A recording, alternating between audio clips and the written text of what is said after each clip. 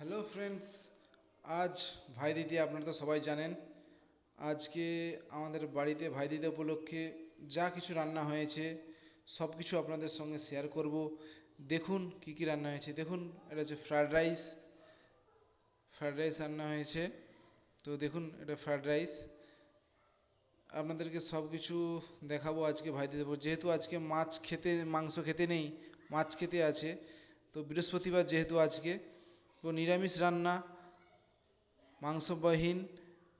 তো দেখুন, পটল ভাজা, আলু ভাজা, কাতলা মাছ। দেখুন, আপনাদেরকে দেখাচ্ছি আপনাদেরকে বাগদা চিংড়ি।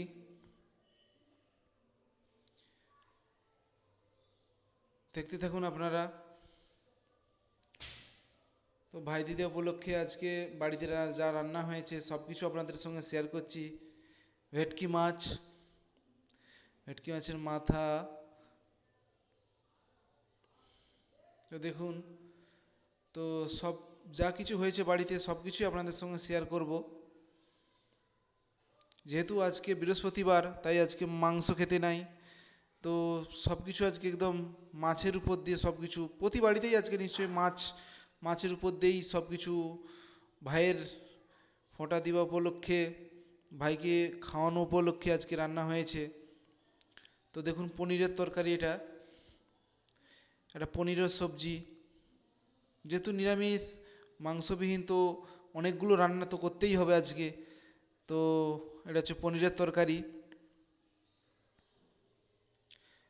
এটা সবজি, ফুলকপির ফুলকপির ঝোল এটা।